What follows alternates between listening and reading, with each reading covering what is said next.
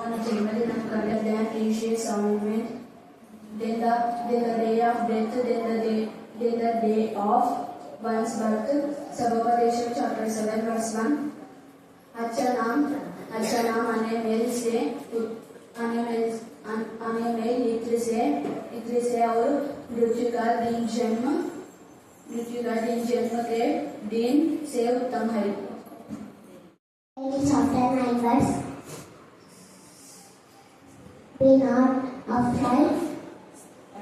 Verse 6. నేను భయపడమానని. For God so loved the world. దేవుడు లోకమును ఎంతో ప్రేమించాడు. 49 verse 16. Behold, I have engraved you on the palms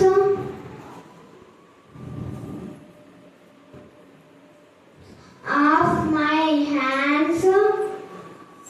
Your wall are continually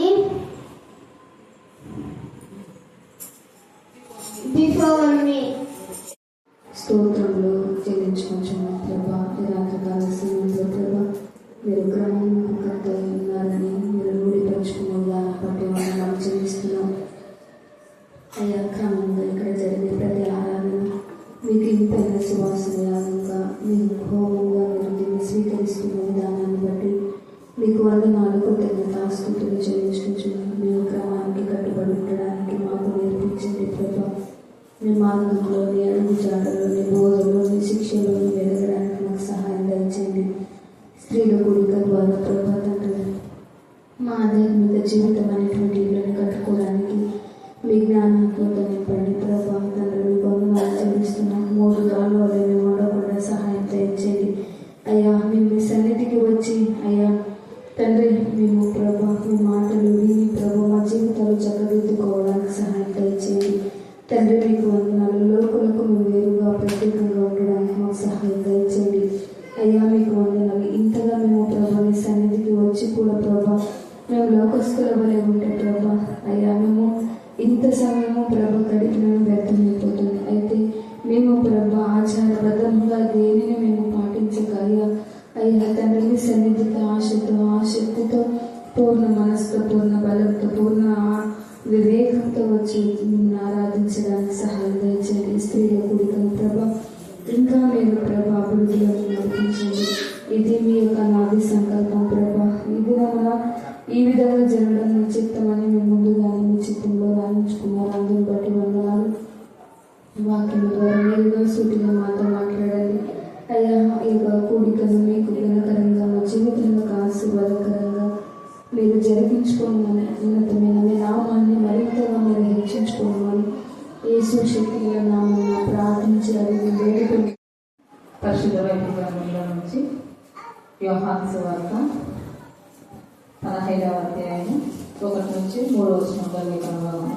పరిశుద్ధ Bible గ్రంథంలో నుంచి యోహాను సువార్త 15వ అధ్యాయం 1 నుంచి 3వ వచనంలో లేఖన భాగంలో మన మధ్యలో ఉన్న రోజు నుంచి చదువుతాం. పరిశుద్ధ గ్రంథంలో నుంచి యోహాను సువార్త 15వ అధ్యాయం 1 నుంచి 5 వరకు చదువుతుంది. నేను నిజమైన ద్రాక్షవల్లిని, నా తండ్రి వ్యవసాయకుడు.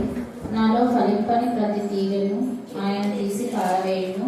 ఫలించు ప్రతి తీగ మరి ఎక్కువగా ఫలింపవలనని దానిలోని పనికిరాని తీగలను తీసివేయును. నేను మీతో చెప్పిన మాటను బట్టి మీరు ఇప్పుడు పవిత్రులై ఉన్నారు. నా యందు నిలిచి ఉండిడి, మీ యందు నేను నిలిచిందును. తీగ ద్రాక్షవల్లిలో నిలిచి ఉంటేనే గాని తనంతట తానే ఎలాగో ఫలింపదో అలాగే నా యందు ఇండుటనే కానీ మీరును ఫలింపరు. ద్రాక్షవల్లిని నేను, తీగలు మీరు. ఎవడు నా యందు నిలిచి ఉండునో, నేను ఎవరి యందు నిలిచి ఉండునో వాడు బహుగా ఫలించును. నాకు వేరుగా ఉండి మీరేం చేయలేరు. దేవుడి వాక్యాన్ని దీవించిన ఆశీర్వదించిన గాక. చదవడానికి మీరు ఇచ్చిన శక్తిని బట్టి మేము స్తుతిస్తున్నాం. జోచుమని వారి శరీరంలో ప్రతి బలహీనత మీరు కొట్టివేసినారు తండ్రి. ఆమె సాక్షిగా ఉండటానికి మీకు కృపాసనం దాయితం గాక. దేవా మీకే స్తోత్రం, మీకే స్తోత్రం, మీకే స్తోత్రం, మీకే స్తోత్రం, మీకే స్తోత్రం, మీకే ఈ రాత్రి చేరవచ్చిన ప్రతి బిడ్డ మీ సాక్షి బిడ్డలుగా ఉండడానికి మీ కృపాసనం దాచమని ప్రార్థిస్తున్నాం. దేవనాథని అనేక మంది బిడ్డలు మీరు బలపరుస్తున్నందుకు మేము స్తుతిస్తున్నాం. ప్రతి బిడ్డ మీ వాక్యం చెప్పడానికి వాక్శక్తి మీరు దాచమని ప్రార్థిస్తున్నాం. భయపడక మాట్లాడడం సరిచిన దేవుడ ప్రభా ప్రతి బిడ్డ నాలుగు మందిని మీరు తాకమని ప్రార్థిస్తున్నాం. మీ వాక్యంగా నింపమని ప్రార్థిస్తున్నాం. దేవ వాక్యం ద్వారా బలపరచని, వాక్యం ద్వారా ధైర్యపరచని, వాక్యం ద్వారా నీ ఇంకా స్వకీయ సంపాదనగా మీరు తయారు చేసుకోవాలని ప్రార్థిస్తున్నాం. వాక్యం బయలు వెళ్ళించినప్పుడే ఆత్మీయ మానసిక శారీరక రుచి నుంచి విడిపించాలని ప్రార్థిస్తున్నాం. మీరు మాత్రమే సమస్య యెహోవాగా ఉన్నందుకు మేము స్తుతిస్తున్నాం. దేవ సోదర నిమిషకు మీరు చేసిన మేరకు ఉపకారం బట్టి మేము స్తుతిస్తున్నాం. రాజ్యాంగంలో మార్చిన దేవుడు మీరే ప్రభా, శాసనం మార్చే దేవుడు మీరే, ప్రపంచమంతా మీరు రుచిపరిచే దేవుడు అని మేము స్తుతిస్తున్నాం. దేవ మీకే స్తోత్రం, మీకే స్తోత్రం, మీకే స్తోత్రం, మీకే స్తోత్రం, మీకే స్తోత్రం, మీకే స్తోత్రం. అలాగే నా ప్రభా చదవన లేఖన భావన ఆశించి మించి మా అందరి చుట్టాలు మీరు పరిపరచమని, అంతేకాల శిశుత్వాన్ని దయపరచమని మమ్మల్ని ఆత్మ వీచుతగా సమర్పిస్తూ ఈరోజు ప్రత్యేకంగా దేవ బడే అందరి వాక్యత మీ జ్ఞానాన్ని నింపి నూతనమైన వాక్యత బిడ్డపైన ప్రోక్షించాలి తండ్రి. తండ్రి కుమారు తేక దేవుడు దేవుడు అబ్రహాం ఇస్సాకు యాకోబు మెండుగా ప్రోక్షించండి. బిడ్డల అందరినీ మీ ముఖకాంతి ప్రకాశించమని ప్రార్థిస్తున్నా. పెద్దల ఆశీర్వాదం మెండుగా ప్రోక్షించండి. ఆయన కనికరించండి తండ్రి. స్తోత్రం దేవ మీ యొక్క ముఖకాంతి మాత్రం మీ చేతి నీడలో అప్పుడే మీరు దాచుకున్నారు ప్రభా. స్తోత్రం స్తోత్రం తండ్రి. ఏ లేఖన భాగాలైతే బిడ్డ చెప్పిందో ఆ లేఖన భాగం 2025 జీవితం నెరవేర్చబడు కాక దేవ ఎల్లప్పుడూ నా ప్రభా ఆ బిడ్డ మీ యొక్క దేవ నా ప్రభా సన్నిధిలో నా తండ్రి మీ యొక్క చేతిలో దాచుబడి మీ రెక్కల మాట నా ప్రభా నా తండ్రి మీలో ఎదగడానికి కృపా సముదాయించమని మమ్మల్ని ఆత్మ మీ చుట్టగే సమర్పిస్తున్న శ్రేణ యేసుక్రీస్తు శక్తిగల నామమున ప్రార్థిస్తున్నాం తండ్రి. ఆమేన్ ఆమేన్. 15వ అధ్యాయము 1 నుంచి 4 వరకు చదవగలిగినాం కదా. మొదటి వర్షం చదువుకొని ప్రారంభించుకున్నాం. నేను నిజమైన ద్రాక్షావళిని, నా తండ్రి వ్యవసాయం గురించి ప్రారంభం చేస్తున్నాను. మమ్మల్ని ముఖ్యంగా ప్రేమించిన మా ప్రియ పరలోకపు తండ్రి, నీకు అనేకమైన వేలాది వందలను స్తుతులు స్తోత్రం చెల్లిస్తున్నాను. నా తండ్రి ఈ రోజు నాకు ఇచ్చిన యొక్క అవకాశం బట్టి సమయం బట్టి నీకు స్తోత్రం స్తోత్రం స్తోత్రం చెల్లిస్తున్నాను. నేను కాదు నా తండ్రి మాట్లాడేది మీరు నాతో ఉండి నా నోటికి కూరగా ఉండి మీ యొక్క వాహనం బయలుపరుచున్నాడు దేవానికి స్తోత్రం. జ్ఞానం చేత పలుక సమాన జ్ఞానం చేత మీరు సూటిగా నా తండ్రి ప్రతి ఒక్క ఆత్మ చేత మీరు మాట్లాడమని, ప్రతి ఒక్క బిడ్డల చేత మీరు మాట్లాడమని మమ్మల్ని మా ఆత్మ నీకే సమర్పించుకుంటూ నజరేయుడైన యేసుక్రీస్తు నామమున అడిగి వేడుకుంటున్నాం నా తండ్రి. ఆమేన్ ఆమేన్. ఇక్కడ యోహాను సువార్త 15వ అధ్యాయం 1వ వచనం గమనించినట్లయితే, నేను నిజమైన ద్రాక్షావళిని, నా తండ్రి వ్యవసాయకుడు. నేను అంటే ఎవరు ఇక్కడ అంటే యేసుక్రీస్తు ప్రభుల వారు. యేసయ్య ఇక్కడ యేసుక్రీస్తు వారు తన శిష్యులకు చెప్తున్నాడు ఈ యొక్క మాటలు. నేను నిజమైన ద్రాక్షావళి అంటే యేసుక్రీస్తు ప్రభుల వారు ఇక్కడ నిజమైన ద్రాక్షావళి. అంటే నిజమైన ద్రాక్షావళి అంటే ఇక్కడ నిజమైన ద్రాక్షావళిని కాకుండా కొన్ని వేరే ద్రాక్షను కూడా మనము ఉన్నట్టుగా చూస్తున్నాం. మనలో పాత నిబంధన గ్రంథంలో యెషయా గ్రంథము 5వ అధ్యాయంలో చూసినట్లయితే అక్కడ యేసుక్రీస్తు ప్రభుల వారు ఒక ద్రాక్ష తోటను ఇశ్రాయేలుతో పోల్చడం జరిగింది. యెషయా గ్రంథం 5వ అధ్యాయం చూసినట్లయితే ద్రాక్ష తోటను ఇశ్రాయేలులతో పోల్చడం జరిగింది. ఒక వ్యక్తి అక్కడ ద్రాక్ష తోట వేసింటాడు.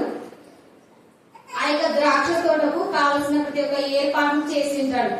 ఆ యొక్క ద్రాక్ష తోట వేసిన అంటే ఆ యొక్క పొలంలో వేసిన ఉన్న రాళ్ళను గాని, ముళ్ళ పొదలను గాని, అక్కడ ఉన్న గచ్చ పొదలను గాని ప్రతి ఒక్కటి తీసివేసి, అదే విధంగా ఆ యొక్క ద్రాక్ష తోటలో ఎటువంటి పశువులు మేత మేయకుండా దాని చుట్టూ కంచె వేసి ఉంటాడు. అదే విధంగా దాని చుట్టూ కూడా ప్రాకారపు గోడలను కట్టి ఉంటాడు. అంటే ఆ యొక్క ద్రాక్ష తోట ఎవరు నాశనం చేయకుండా దానికి కావలసిన ప్రతి ఒక్క ఏర్పాటును కూడా చేసి ఉంటాడు. కానీ అక్కడ అతను నాటిన ద్రాక్షలో వచ్చేసి శ్రేష్టమైన ద్రాక్షలను నాటింటాడు. కానీ అది చివరికి ఏ ద్రాక్షలను కాసింటదంటే కారు ద్రాక్షను కాసింటది. అంటే అక్కడ ఎదురు చూసేవాడు అతను నాటిన ద్రాక్షలను మాత్రం శ్రేష్టమైన ద్రాక్షలను నాటుతాడు. కానీ అక్కడ కాసినవి మాత్రం ఎలాంటి కాసినాయంటే కారు ద్రాక్షలు కాసినాయి. అంటే ఇక్కడ యేసుక్రీస్తు ప్రభువు వారు కూడా మనం యేసయ్య నిజమైన ద్రాక్షవల్లి కాబట్టి, శ్రేష్టమైన ద్రాక్షవల్లి కాబట్టి మనం కూడా నిజమైన ద్రాక్షవల్లి అంటే మనం కూడా మంచి ద్రాక్షవల్లి లాగానే జీవించాలి. యేసయ్య బిడ్డలమైన మనము యేసుక్రీస్తు బిడ్డలుగా యేసే నిజమైన ద్రాక్షవల్లిగా ఉన్నాడు కాబట్టి మనం కూడా నిజమైన బిడ్డలుగా మనము జీవించాలి. అదే విధంగా నా తండ్రి వ్యవసాయకుడు అంటున్నాడు. ఇప్పుడు మామూలుగా ఈ లోకానుసారంగా చూసినట్లయితే మామూలుగా సైకాలజీ పరంగా అయితే నేను చదివిన దాన్ని బట్టి మామూలుగా సైంటిస్టులు ఏమంటారంటే సైకాలజిస్టులు అందమైన తల్లులకు అందమైన పిల్లలు పుడతారని, అందవిహీనులకు అందవిహీనులే పుడతారంటారు. అంటే ఇక్కడ యేసే నిజమైన ద్రాక్షవల్లి అంటే ఆయన శ్రేష్టమైన వ్యక్తి కాబట్టి మనం కూడా ఏ విధంగా ఉండాలి? ఆయన పిల్లలమైన మనం ఆయన తన రక్తం ఇచ్చి మనం కొన్నాడు, మన కోసం ఆయన ప్రాణం పెట్టాడు కాబట్టి మనం ఎలా ఉండాలి? ఆయన ఇష్టమైన బిడ్డలుగా శ్రేష్టమైన బిడ్డలుగా జీవించాలి. మనలో కారు ద్రాక్ష అంటే చేదు జీవితం ఉందేమో మనలో, ఒకవేళ మనము తీసివేసుకొని మనము నిజమైన అంటే శాశ్వతమైన దేవుడికి ఇష్టమైన బిడ్డలుగా మనము జీవించాలి. 2వ వచనం చూసినట్లయితే నాలో ఫలింపని ప్రతి తీగే ఆయన తీసి పారవేయును అంటాడు. అంటే మనము యేసయ్యలోనే ఫలించాలి. యేసయ్యలో ఫలించకపోతే ఏం చేస్తాడు? ఆయన తీసి పారవేస్తాడు. ఇక్కడ తీగలు ఎవరంటే మనము, తీగలు మనం అంటే యేసుక్రీస్తు ప్రభువాలో మనం జీవించాలి. ఒకవేళ యేసయ్యలో జీవించకుండా ఈ లోకానుసారంగా జీవించినామనుకో యేసయ్య అందులో నుంచి మనం ఏం చేస్తాడు? పారవేస్తాడు. అంటే యేసయ్య నుంచి తీసివేసినామనుకో అంటే మన జీవితం ఎలా ఉంటుంది? మనము నరకానికి, ఒకవేళ మన జీవితం నరకానికి వెళ్ళే విధంగా ఉంటుందేమో. మనం లూకా సువార్త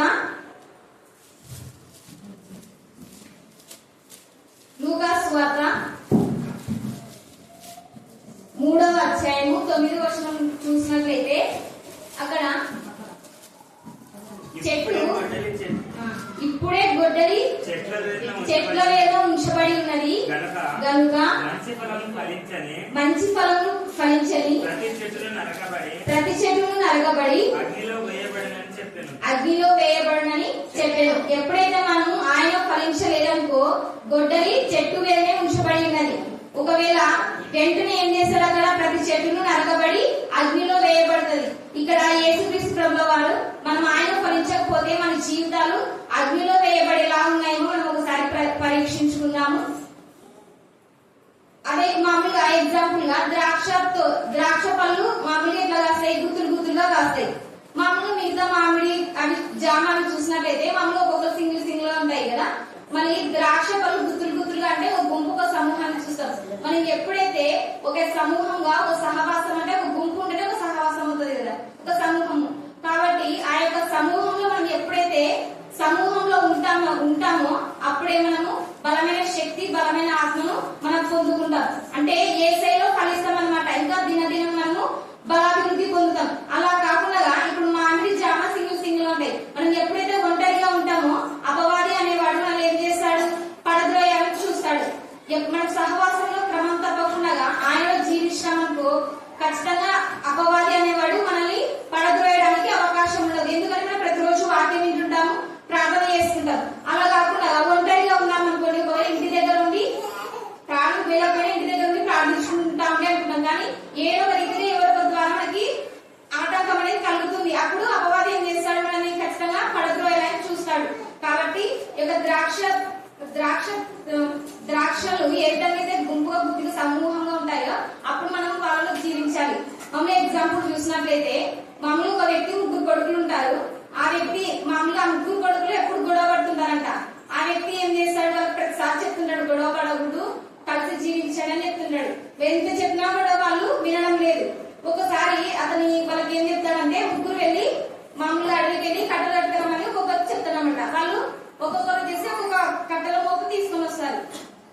తీసుకుని వచ్చిన తర్వాత వాళ్ళ నాన్న దగ్గరకు తండ్రి దగ్గరకు వచ్చి చూపిస్తారు. అప్పుడు వాళ్ళ తండ్రి ఏమంటాడంటే, సరే మీరు తీసుకొచ్చిన కట్టెల మోపును విరవండి అని చెప్తాడు. కట్టెల మోపు అంటే ఒక ఎక్కువ ఉంటాయి కదా, మామూలు కట్టెలు ఒకటి ఉంటుంది, మోపు అంటే కొంచెం ఎక్కువ ఉంటాయి కదా. ఎవరు తీసుకొచ్చిన వాళ్ళు విరవండి అని చెప్తారు. కానీ వాళ్ళు ఏం చేస్తారు? ఆ యొక్క కట్టెల మోపుని విరవలేకపోతారు. కానీ మళ్ళీ తర్వాత ఏం చేస్తారు? సరే ఒక్కొక్కరి సింగిల్ గా ఉన్నప్పుడు ఒక్కొక్క కట్టెని విరవండి అన్నాడు. అప్పుడు ఒక్కొక్క కట్టెని ఏం చేస్తారు? వాళ్ళు చేస్తారు. అప్పుడు ఆ చెప్తారు, నాన్న మీరు ఈ విధంగా గుంపుగా ఉంటేనే, మీరు కలిసి ఉంటేనే ఏదైనా చేయగలుగుతారు. ఒకవేళ శత్రువులు మీ మీద దాడి చేయాలనుకున్నా, మిమ్మల్ని చంపాలనుకుంటే, ఏదైనా చేయాలనుకున్నా కూడా మీరు కలిసి ఉన్నారనుకోండి మిమ్మల్ని ఏం చేయలేదు. ఒకవేళ సింగిల్ గా ఒక్కొక్కరు ఉన్నారనుకో, ఎవరైనా శత్రువు మీ మీద ఉన్నా కూడా ఒంటరి వాడని మీ యొక్క బలహీనతను చూసి వెంటనే మిమ్మల్ని అంటే అపవాది కూడా మనం ఎప్పుడైతే సమూహంలో ఉండి ఆయనలో ఉండి జీవిస్తామో అప్పుడు మనల్ని అపవాది అనేవాడు పడద్రోయడానికి అవకాశం ఉండదు. సింగిల్ గా ఒంటరిగా జీవిస్తే కంపల్సరీ లోకానుసారంగా ఎవరో ఒకరు మనల్ని పడద్రోయడానికి అవకాశం ఉంటది. అదే విధంగా ఈ యొక్క 3వ వచనంలో చూసినట్లయితే 2వ వచనంలోనే ఫలించు ప్రతి తీగె మరి ఎక్కువగా ఫలింపవలనని దానిలోని పనికిరాని తీగలను తీసివేయు. అంటే మనం ఒకవేళ మానవస్ పొంది రక్షణ పొంది ఇంకా ప్రతిరోజు ఆయనలో ఇంకా ఆత్మీయంగా ఇంకా బలపడాలి, ఇంకా పరిశుద్ధాత్మ శక్తి చేత మనము నింపబడాలి. ఒకవేళ మానవస్ పొందకుండా ఇంకా ఉన్నామేమో, ఆయన ఇంకా మనకి అవకాశం ఇచ్చినాడు. ఆయన రక్షించిన వారిని వెనక్కి రక్షించడానికి ఈ లోకానికి వచ్చాడు. ఆయన అంత త్వరగా మనల్ని ఈ లోక అగ్నిలో వేయడానికి ఇష్టపడాడు, అంటే నరకానికి తీసుకోవడానికి ఇష్టం ఉండదు. కానీ ఆయనలో ఫలించాలి, ఇంకా ఎక్కువగా ఫలించాలి. ఒకవేళ మానవస్ తగిన ఫలను ఫలించండి అంటాడు. కాబట్టి మనం మానవస్ పొంది రక్షణ పొందిన తర్వాత ఆయనలో ఆ వాక్యానుసారంగా జీవించి ఆయనలో ఎక్కువగా ఫలించాలి. ఫలింపవలనని దానిలోని పనికిరాని తీగలను తీసివేయను. మరి ఎక్కువగా ఫలించాలి. ప్లస్ దానికి ఒకవేళ మనలో ఎటువంటి పాపపు ఆలోచనలు, పాపపు తలంపులు, చెడు ఆలోచనలు మన హృదయంలో ఉన్నాయేమో వాటిని తీసివేసుకొని మనం ఏం చేయాలి? ఆయనలో ఫలించాలి. మరి ఎక్కువగా ఫలించాలంటే మన హృదయంలో పాపపు ఆలోచనలు, పాపపు తలంపులు, లోకపు ఆశలు మనం ఎప్పుడైతే తొలగించుకుంటామో అప్పుడు మనము మరి ఎక్కువగా ఫలిస్తాం. 3వ వచనం చూసినట్లయితే నేను మీతో చెప్పిన మాటను బట్టి మీరు పవిత్రులై ఉన్నారు. అంటే ఇక్కడ ఏ విధంగా పవిత్రులం అవుతామంటే ఆయన వాక్యం ద్వారానే మనము పవిత్రంగా చేయబడతాం. ఆయన వాక్యం అంటే ప్రతిరోజు మనం ఆయన మాటను వింటున్నాం అనుకోండి, మన హృదయం ప్రతిరోజు శుద్ధి చేయబడుతుంది. దావీదు గారు 51వ కీర్తన 10వ వచనంలో దేవా నా యందు శుద్ధ హృదయం కలుగజేయము అంటాడు. అంటే మన శుద్ధ హృదయం ఎప్పుడు కలుగుతుంది? ఆయన వాక్యాన్ని చదివినప్పుడు, ఆయన మాటలు విన్నప్పుడు మాత్రమే మన యొక్క హృదయం అనేది శుద్ధి చేయబడుతుంది. అదే విధంగా నీ వాక్యం నా పాదములకు దీపము అని అంటాడు, నా త్రోవకు వెలుగునే ఉన్నది.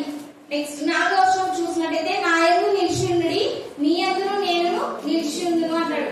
ఎప్పుడైతే మనము యేసయ్యలో నిలిచి ఉంటామో అప్పుడు యేసుక్రీస్తు ప్రభువు వారు మనలో నిలిచి ఉంటాడు. నిలిచి ఉండడం అంటే మనము మామూలుగా ప్రతి ఫ్రైడే గానీ హెచ్కేఎల్ గ్రంథం ధ్యానించుకుంటున్నాం కదా, అక్కడ 2వ అధ్యాయంలో నరపుత్రుడా చక్కగా నిలబడు అంటాం. వంకర త్రోవను దేవుడు సరళం చేశాడని మనం విన్నాం. అంటే ఇక్కడ చక్కగా నిలబడాలంటే స్థిరమైన జీవితం కలిగి ఉండాలి. ఎప్పుడైతే మనము ఆయనలో జీవిస్తామని, ఆయన ఇష్టమైన బిడ్డలుగా ఆయన వాక్యానుసారంగా జీవించుకుంటామని మనం ఎప్పుడైతే తీర్మానించుకుంటామో ఆ విధంగానే జీవించాలి. ఒకవేళ ప్రార్థన వచ్చినంత సేపు మనం వచ్చినంత వరకు మేము నీకోసం నీలాగానే నేను యేసయ్యకి ఇష్టమైన బిడ్డలుగా జీవిస్తాము, మా యొక్క పాపలను క్షమించని ఆ సన్నిధిలో ఉన్నంత వరకు మనం ఒప్పుకొని బయటికి వెళ్ళిన తర్వాత ఆయనకు విరోధంగా వ్యతిరేకంగా మనము జీవించకూడదు. ఎప్పుడైతే తీర్మానించుకుంటామో ఆ యొక్క తీర్మానం ప్రకారం మనము జీవించాలి. అంటే ఆయన ఏదో నిలిచి ఉన్నాడు, స్థిరమైన జీవితం మనము కలిగి ఉండాలి. అప్పుడే మనం యేసయ్య మనలో నిలిచి ఉంటాడు. తీగే ద్రాక్ష వలలో నిలిచి ఉంటేనే గాని తనంతట తానే ఎలాగో ఫలింపదో అలాగే నా యందు నిలిచి ఉంటే కానీ మీరును ఫలింపరు. అంటే ఇందాక చిన్న తీగ అంటే మనము, ద్రాక్ష అంటే యేసుక్రీస్తు ప్రభువు వారు. ఇక్కడ మనము ద్రాక్ష యేసయ్యలో నిలిచి ఉంటే గాని మనము ఫలిబద్ధమైన జీవితాలు మనం ఉన్నాం. ఎప్పుడైతే మనం యేసయ్యలో అంటుకట్టి జీవిస్తామో అప్పుడు మన జీవితాలు ఫలించే జీవితాలుగా, అంటే శ్రేష్టమైన ద్రాక్షవలను మన జీవితాలు ఉంటాయన్నమాట. ఒకవేళ మనలో చేదు జీవితం ఉందేమో, మనం ఆయన వాక్యం ద్వారానే మనము శుద్ధి చేయబడతాం. కాబట్టి మనము ఆయనలో జీవించలాగున, యేసయ్యలో జీవించలాగున, ఆయనలో అంటు కట్టుకొని ఫలించలాగున మనం జీవితం. అదే విధంగా ద్రాక్షవల్లి నేను, తీగలు మీరు. ఎవడు నా యందు నిలిచిండునో నేను ఎవరి యందు నిలిచిండునో వాడు బహుగా ఫలించును. ఈ యొక్క యేసుక్రీస్తు ప్రభువు వారు ద్రాక్షవల్లి, తీగలు మీరు. అంటే యేసయ్యలో ఇందాక చెప్పుకున్నాం కదా, స్థిరమైన జీవితం కలిగి ఉండాలి, ఆయన వాక్యానుసారంగా నడుచుకోవాలి, ఆయన మాటల యందు నిలిచి ఉండాలి. నెక్స్ట్ ఎవరైతే నా వాక్యం యందు నిలిచి ఉంటారో వారు సత్యమును గ్రహించేదరు అంటాడు. సత్యం అంటే ఎవరు? దేవుడే. నేనే మార్గము, సత్యమును, జీవము అంటాడు. ఆయన మార్గమే తప్ప మనము తండ్రి యొద్దకు చేరలేము. అదే విధంగా సత్యం అంటే దేవుడు. ఆది వాక్యములు, వాక్యమే దేవుడై ఉండేను. కాబట్టి సత్యం అంటేనే దేవుడు. దేవుని ద్వారానే మనకు ఫలభరితమైన జీవితాలు ఉంటాయి. బహుగా ఫలించాలి. ఫలించంటే మామూలుగా ఆత్మఫలము చూసినట్లయితే గలతీ 5వ అధ్యాయము 22వ వచనంలో చూసినట్లయితే ప్రేమ, సమాధానం, దీర్ఘశాంతం, ఆత్మఫలములు ఉన్నాయి కదా. అంటే అవి మనలో ఉన్నట్లయితే మనం ఇంకా ఎక్కువగా ఫలించేవారుగా మనం ఉంటున్నాం. నాకు వేరుగా ఉండి మీరేమీ చేయలేరు అంటాడు. దేవునికి వేరుగా ఉండి మనం ఏం చేయలేము. అయితే ఖచ్చితంగా మనము మన జీవితంలో ఖచ్చితంగా ఇది ప్రతి ఒక్క జీవితంలో ఇది జరిగింటది. మనం దేవుల్లో ఉండి ఒకవేళ పొరపాటున దేవుడు దూరం అయిపోయినామనుకోండి, ఖచ్చితంగా మనకి ఏదో ఒక ఆటంకం కానీ ఏదో సమస్య కానీ ఏర్పడుతుంది. కాబట్టి మనం ఖచ్చితంగా ఆయనలో ఫలించాలి. ఆయనకు దూరంగా ఉండకుండా ఆయన సమీపస్తులుగానే జీవించాలి. మనం ఏది అనుకున్నా కూడా దేవుడికి దూరంగా ఉండి ఏది కూడా మనం చేయలేము. ఎవడైనా నా యందు నిలిచి ఉండని ఎడల వాడు తీగ వలె బయట పారవేయబడి ఎండిపోవును. మామూలుగా చెట్లను చూసినట్లయితే కొమ్మలు దానికి అంటుకొని ఉంటేనే అవి ఇంకా ఎక్కువగా ఫలిస్తాయి. ఒకవేళ అవి కొమ్మలు నరికివేసిన తర్వాత అవి ఫలించి ఎండిపోతాయి. అంటే మనం ఏ స్థాయిలో ఉంటేనే ఎప్పుడైతే ఉంటేనే మనకి ఇంకా ఫలభరితమైన జీవితాలు మనలో ఉంటాయి. ఎవడైనా నా యందు నిలిచి ఉండని ఎడల వాడు తీగ వలె బయట పారవేయబడి ఎండిపోవును. మనుషులు అట్టి వాటిని పోగు చేసి అగ్నిలో పారవేతులు, అవి కాలిపోవును. అంటే మన యొక్క జీవితాలు ఏ విధంగా ఉన్నాయి? ఒకవేళ అగ్నిలో ఇక్కడ కాలిపోయే జీవితాలుగా ఉంటున్నాయా లేకుంటే ఫలించే జీవితాలుగా ఉంటున్నాయా మనం పరీక్షించాలి. ఫలించే జీవితాలుగా ఉండాలంటే ఏ స్థాయిలోనే జీవించాలి. ఆయన వాక్యానుసారంగా జీవించాలి, ఆయన చిత్తానుసారంగా జీవించాలి, ఆయన మాటలకు లోబడి జీవించాలి. ఆయన వాక్యము హృదయం అనే పలకల మీద రాసుకొని ఉంచాలి. మనం రోజు విని వెళ్ళిపోకుండా ఆయన ఒక వాక్యానుసారంగా ఎప్పుడైతే మనం జీవిస్తామో అప్పుడే మన యొక్క జీవితాలు అనేది ఫలభరితమైన జీవితాలుగా, ఫలించే జీవితాలుగా ఉంటాయి. నా యందు మీరును మీ యందు నా మాటను నిలిచి ఉండేలా మీకేది ఇష్టమో అడుగుడి అంటాడు. ఎప్పుడైతే మనం ఆయన యందు, ఆయన మాటల యందు నిలిచి ఉంటామో, స్థిరమైన జీవితం కలిగి ఉంటామో, శ్రేష్టమైన ఆయనకి ఇష్టమైన శ్రేష్టమైన బిడ్డలుగా జీవిస్తామో, అప్పుడు ఆయన మాటల యందు నిలిచినప్పుడు అప్పుడు యేసయ్య మీకు ఏది ఇష్టమో అడుగుడి అంటాడు. ఎప్పుడైతే మనకు ఆయనకి ఇష్టమైన బిడ్డలుగా, ఆయన వాక్యానుసారంగా, ఆయన చిత్తానికి లోబడి మనం జీవిస్తామో అప్పుడు మనకి అడగడానికి అవకాశం ఉంటది. అలా కాకుండా దేవునికి అయిష్టమైన బిడ్డలుగా జీవించి దేవుని అడగాలంటే మనకు మనసు అసలు గొప్పదు. ఒకవేళ రోజు ప్రార్థన వచ్చిన తర్వాతనే ఏదైనా మనకు సమస్య చెప్పడానికి అవకాశం ఉంటది. అలా కాకుండా ఎప్పుడు నెలకోసారి 2 నెలలకోసారి ఏదైనా వచ్చి సమస్య వచ్చినందుకో ఒకవేళ చెప్పాలనుకున్నా కూడా మనకు ధైర్యం చాలా, ఎందుకంటే ఈ రోజు ప్రార్థనకు వెళ్ళలేదు కదా అనే మనసు మనల్ని ఖచ్చితంగా ఆటంకపరుస్తుంది. కాబట్టి మనం ప్రతిరోజు ప్రార్థనకు వచ్చిన వెంటనే మనకి ఏదైనా చెప్పుకోవడానికి, దేవునితో కూడా ధైర్యంగా మాట్లాడడానికి మనకి అవకాశం ఉంటుంది. అడుగుడి మీకు ఇవ్వబడును అంటాడు దేవుడు. అడుగుడి మీకు ఇవ్వబడును, వెదుగుడి దొరుకును, తప్పుడి తీయబడును అంటాడు. మనకు అడిగే అర్హత ఎప్పుడు ఉంటుందంటే ఆయన మాటలను నిలిచినప్పుడు, ఆయనకి ఇష్టమైన బిడ్డలుగా జీవించినప్పుడు, ఆయన వాక్యానుసారంగా జీవించినప్పుడు మాత్రమే మనకు అడగడానికి అవకాశం ఉంటుంది. అప్పుడు యేసయ్య కూడా మనకు అనుగ్రహిస్తాడు. అదే విధంగా మీరు బహుగా ఫలించుట వలన నా తండ్రి మహిమపరచబడును అంటాడు. ఎప్పుడైతే మనము ఆయనలో ఫలిస్తామో అప్పుడు తండ్రి మహిమపరచబడతాడు. అంటే మనము బహుగా ఫలించాలి, యేసయ్యలో ఎక్కువగా ఫలించాలి. మన యొక్క జీవితాలు మనం మానవలసి పొందిన తర్వాత మన వరకు ఉండకుండా ఇతరులకు కూడా తెలియజేసేవారుగా ఉండాలి. మామూలుగా ఇక్కడ మనం చూసినట్లయితే అక్కమ్మ ఆంటీ గారు అన్ని రాళ్ళు అయినప్పటికీ ఎంతో మంది ఆత్మలను రక్షించింది. అంటే ఆమె ఫలించింది కాక ఇతరులను కూడా ఫలింపజేసింది. అంటే వాళ్ళ చుట్టుపక్కల ఉన్న అన్నిలను కూడా ఆమె దేవుని యొక్క మాటలు చెప్పి ఎంతో మంది ఆత్మలకు నడిపిస్తుంది. అంటే అక్కడ ఆమె జీవితం ఏ విధంగా ఉంది? బహుగా ఫలించింది, ప్లస్ వేరే వాళ్ళకు కూడా ఫలింపు జీవితం ఇస్తుంది. అదే విధంగా మనం కూడా ఎప్పుడైతే మనం మానవల్సి పొంది రక్షణ పొందుకొని ఉంటామో అప్పుడు ఇతరులను కూడా రక్షణలోకి నడిపించే బిడ్డలుగా మనం ఉండాలి. రక్షణ లేని వారి కోసం మనం ప్రార్థించాలి.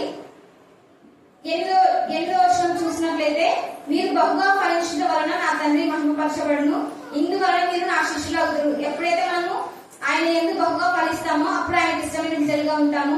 తండ్రి నన్ను ఎలాగూ ప్రేమించినో నేను మిమ్మల్ని అలాగూ ప్రేమించితిని, నా ప్రేమ ఎందుకు నిలిచిండుడి అంటాడు. తండ్రి యేసుక్రీస్తు ప్రభువు వారిని ఏ విధంగా ప్రేమించాడో ఆ విధంగానే యేసయ్య కూడా మనల్ని ఆ విధంగా ప్రేమిస్తున్నాడు. ఈ యొక్క ప్రేమను చూసినట్లయితే విశ్వాసము, నిరీక్షణ, ప్రేమ, ఈ మూడింటిలో ముఖ్యమైనది ఏది అంటే ప్రేమ.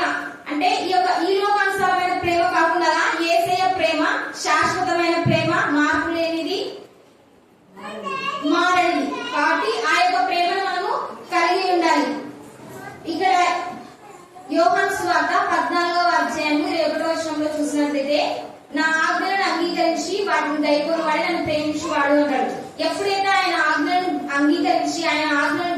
ప్రేమిస్తామో అప్పుడే మనము యేసయ్యను ప్రేమించిన వారు. నన్ను ప్రేమించువాడు నా తండ్రి వలన ప్రేమింపవాడు. యేసయ్య ద్వారా ప్రేమించిన వారిని కాకుండా తండ్రి ద్వారా కూడా ప్రేమించే వారుగా ఉంటాం. నేను వారిని ప్రేమించి వారిని నన్ను కనబరుచుకుందని చెప్పాను.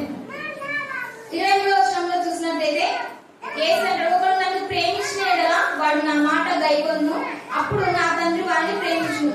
ఎప్పుడైతే యేసయ్యను మనం ప్రేమిస్తామో అప్పుడు ఆయన మాటలు గైకొంటాం. అంటే ఆయన మాటలు అంటే వాక్యమే కాబట్టి ఆయన ఒక వాక్యాన్ని మనం ఎప్పుడు వింటామంటే యేసయ్య ప్రేమ మనలో ఉన్నప్పుడు మాత్రమే ఆయన ఆ యొక్క మాటలు అనేవి మన హృదయాల్లో తెచ్చుకొని పోతాయి. ఆయన ప్రేమ మనలో లేకపోతే మనం ఎంత విన్నా కూడా వ్యర్థమే. మేము వాని యుద్ధకు వచ్చి వాని యుద్ధ నివాసం చేతును. అంటే యేసయ్య ప్రేమ మనలో ఉన్నప్పుడు ఆయన మనల్ని ప్రేమిస్తాడు. ఆయన మాటలు మనం వింటున్నప్పుడు యేసయ్య మన యుద్ధ నుండి నివాసం చేస్తాడు. నన్ను ప్రేమించువాడు నా మాటలు గైకొనడు. ప్రేమింపని వాడు యేసయ్యని ఎవరైతే ప్రేమింపరో వాళ్ళ మాటలు గైకొనరు. అంటే యేసయ్య యొక్క మాటలు యేసయ్యని ప్రేమించని వారు మీరు ఎంత వాక్యం విన్నా ఎంత వాక్యం చదివినా కూడా యేసయ్య ప్రేమ మనలో లేకపోతే ఆ యొక్క మాటలు వ్యర్థమైపోతాయి. మీరు వింటున్న మాట నా మాట కాదు, నన్ను పంపిన తండ్రిదే అంటాడు. అదేవిధంగా ఈ యొక్క 10వ వచనంలో చూసినట్లయితే నేను నా తండ్రి ఆజ్ఞను గైకొని ఆయన ప్రేమ యందు నిలిచియున్న ప్రకారము మీరు నా ఆజ్ఞను గైకొని యెడల నా ప్రేమ యందు నిలిచియుందురు అంటాడు. ఇందాక చూసినాం కదా, నా తండ్రి ఆజ్ఞను గైకొంటే మనము ఆయన ప్రేమ యందు నిలిచియున్న వారంగా ఉంటాం. ఆయన ఆజ్ఞలను గైకొని ఆయన వాక్యానుసారంగా జీవించాలి. ఆయన ప్రేమించే బిడ్డలుగా ఉండాలి. అప్పుడు ఆయన మనల్ని ప్రేమిస్తాడు. మనం ద్వితీయోపదేశ కాండంలో చూసినట్లయితే 28వ అధ్యాయము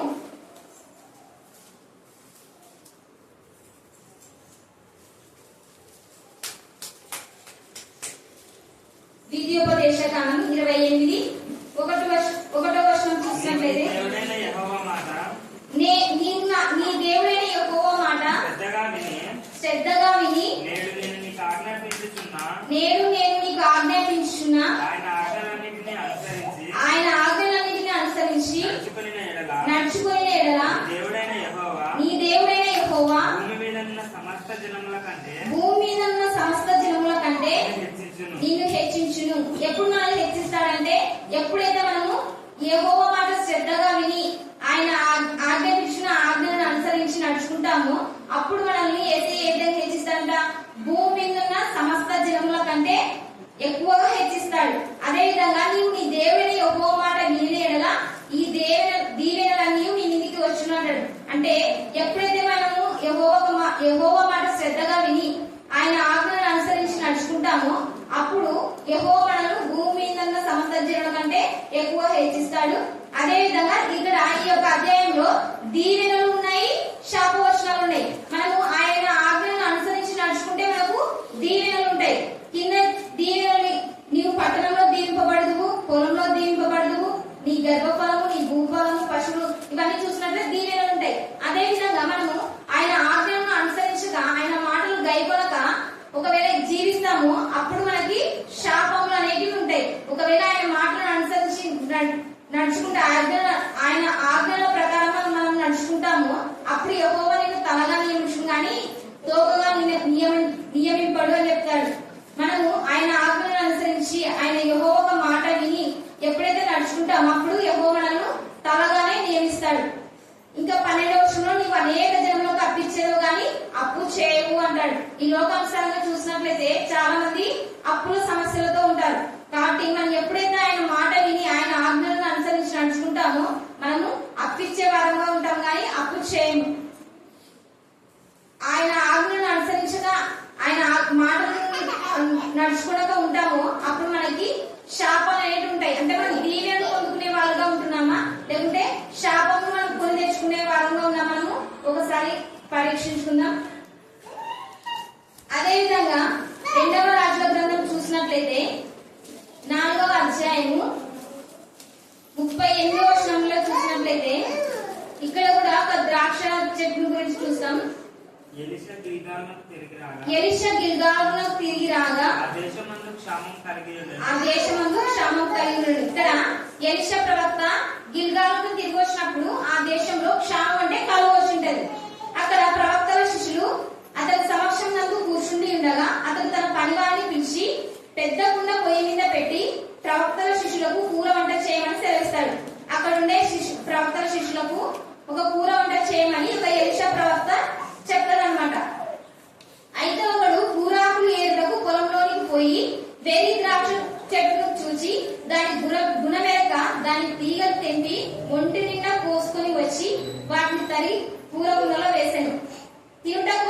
వడ్డింపగా ప్రవక్తల శిష్యులు రుచి చూసి దైవజనుల కుండలో విషం ఉన్నదని కేకలు వేసి దానిని తినకపోయేది. అతడు పిండి కొంత తెమ్మనను. వాడు తేగ కుండలో దాన్ని వేసి జనులు భోజనం చేయుటకు వడ్డించడని చెప్పాను. వడ్డింపగా కుండలో మరి ఏ జబ్బు కనిపించకపోయేది. హల్లెలూయా. ఇక్కడ చూసినట్లయితే ఆ యొక్క దేశమందు క్షామం వచ్చింది. ఎలీషా ప్రవక్త అక్కడ వచ్చినాడు. ఆ యొక్క ప్రవక్త శిష్యులకు కూర వంట చేయమని ఒక వ్యక్తిని పంపిస్తారన్నమాట. ఆ యొక్క వ్యక్తి ఏం చేస్తాడంటే ఆ యొక్క ద్రాక్ష చెట్టు ద్రాక్ష గెలలు తీసుకురావడానికి పోయి అక్కడ ఏం చేస్తాడంటే ఆ వ్యక్తి వెర్రి ద్రాక్ష చెట్టు అని తెలియక ఏం చేస్తాడంటే అతను తీసుకొని వస్తాడు. తీసుకొని వచ్చి వంట చేసిన తర్వాత అక్కడ ఏ విధంగా ఉంటదంటే చాలా విషయం, అంటే చాలా చేదు ఎక్కువ ఉంటదంట, విషంలా ఉంటదంట. వాళ్ళు తిన్నప్పుడు అయితే ఎలీషా ప్రవక్త చెప్తారనమాట. చెప్పిన తర్వాత ఎప్పుడైతే ఆ యొక్క పిండి వేస్తారో అప్పుడు ఏమిటంటే అది ఆ యొక్క చేదు మొత్తం కనిపించకపోతుందండి. ఇక్కడ పిండి ఎవరు సూచనగా ఉన్నారంటే యేసుక్రీస్తు ప్రభువు వారికి సూచనగా ఉన్నారు.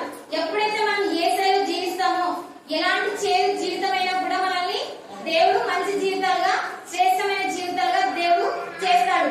ఒకవేళ మనం ఈ లోకానుసారంగా జీవించినామనుకో వాళ్ళు ఎలాంటి వారో మనకు తెలియకున్నా కూడా మనము ఒకవేళ పడిపోయినా కూడా ఎప్పుడైతే మనం యేసయ్యలో మళ్ళీ తిరిగి యేసయ్య దగ్గరకు వస్తామో మనం ఎలాంటి స్థితిలో ఉన్నా కూడా దేవుడు మన జీవితాలను బాగు చేసే దేవుడుగా ఉంటున్నాడు.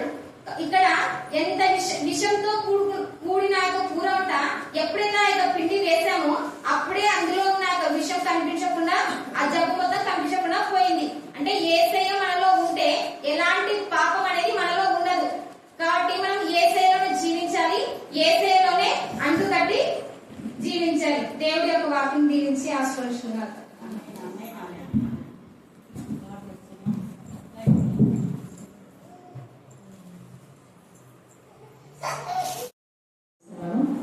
గీతబడిన వాక్యము మన హృదయాల్లో ఫలించలాగా వాక్యం కొరకు ప్రార్థన. శాంతి వచ్చి ప్రార్థనలు నిర్వహిస్తారు. పరిశుద్ధులు పరిశుద్ధులు పరిశుద్ధులు పరిశుద్ధులని మేలగల దూతల చేతను మా వంటి మానవాళి చేతను 20 పెద్దల చేతను నిత్య మహిమ మహిమని దేవరచన మా ప్రియ పరలోకపు తండ్రి, నీ ఘనమైన శ్రేష్టమైన ఉన్నతమైన బలమైన నామానికి వేలాది వందనాలు స్తుతులు స్తోత్రాలు చెల్లించుకుంటున్నాం తండ్రి. గడిచిన కాలం అంతయు నీ దగ్గర క్రిందలో మమ్మల్ని ఆశీర్వాదపరిచిన విధానాన్ని బట్టి నీకే స్తుతులు స్తోత్రాలు చెల్లించుకుంటున్నాం తండ్రి. ఈ రోజు ఈ విధంగా నా తండ్రి కూడుకొని నిన్ను స్తుతించుటకు, నిన్ను ఆరాధించుటకు, నిన్ను మహిమపరచుటకు ఇచ్చిన సమయాన్ని బట్టి నీకే కృతజ్ఞత స్తుతులు స్తోత్రాలు చెల్లించుకుంటున్నాను నా తండ్రి. మరి విన్న వాక్యం నా ప్రభువా నీలో ఫలించాలి. నీ నిజమైన ద్రాక్షావళి నా తండ్రి, మేము తీగలము మేము తండ్రి, నీలో ఫలించే కృపను వాక్యం మాకు అనుగ్రహించండి తండ్రి. విన్న వాక్యం నా ప్రభువా ఫలించే జీవితాలు కలిగి జీవించే కృపను భాగ్యం దయచేయండి తండ్రి. మేము విన్న వాక్యాన్ని నా ప్రభువా మరి విడిచిపెట్టకుండా నెమరు వేసుకునే జీవితాన్ని మాకు అనుగ్రహించమని అడుగుతున్నాను నా తండ్రి. ఫలింపని ప్రతి తీగను పారవేశాలని సెలవించాను నా తండ్రి. మరి మేము పారవేసే జీవితంలో కాకుండా నా తండ్రి ఫలించే జీవితాన్ని కలిగించే కృపను భాగ్యాన్ని మాకు అనుగ్రహించమని అడుగుతున్నాను నా తండ్రి.